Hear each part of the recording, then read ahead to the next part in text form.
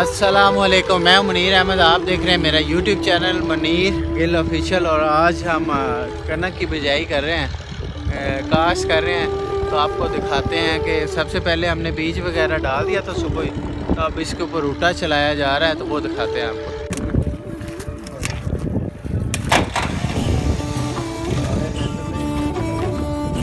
Self खराब हुई।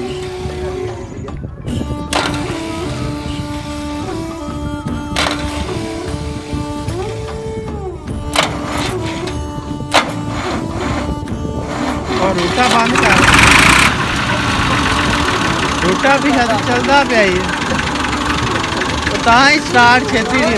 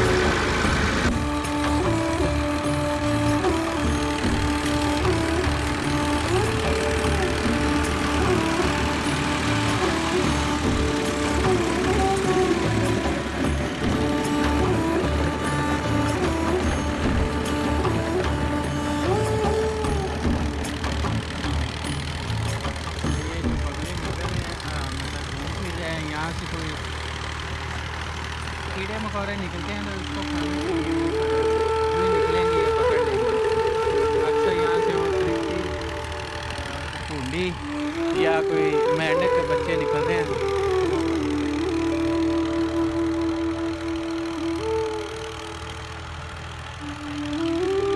लग्या आ तोड़ देते हैं पन्ने पे दे के बनवाई आ तोड़ के रख रही घर पन्ने वाली बनवाई तो पैरा की मंगा दे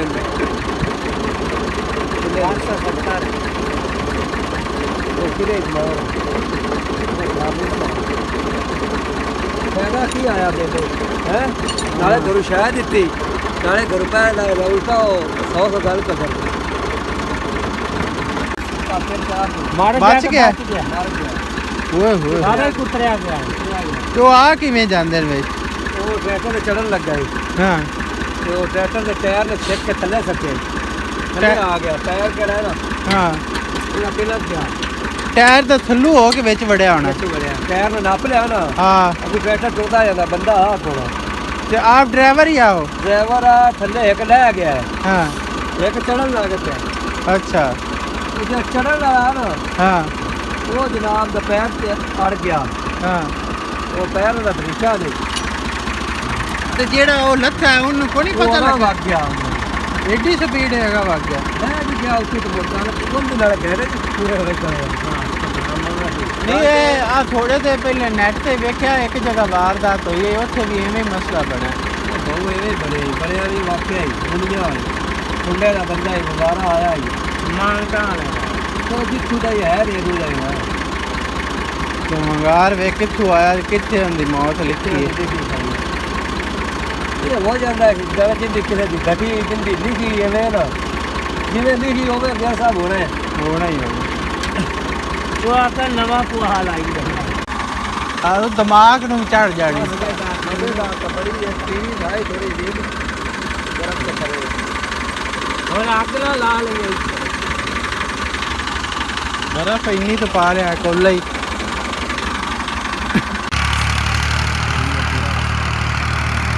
ਫੋਨ ਆਈ ਫੋਨ ਹੈ ਨਾ।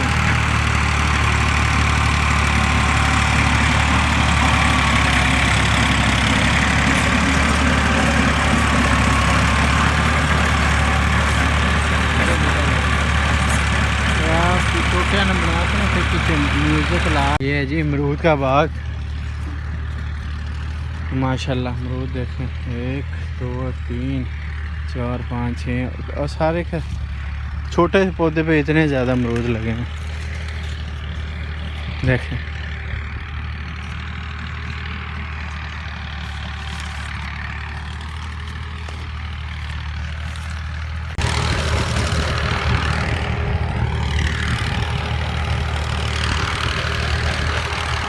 अभी ये दौर लग रही है, दौर में ये ब्रेक हो रही सारी की सारी में।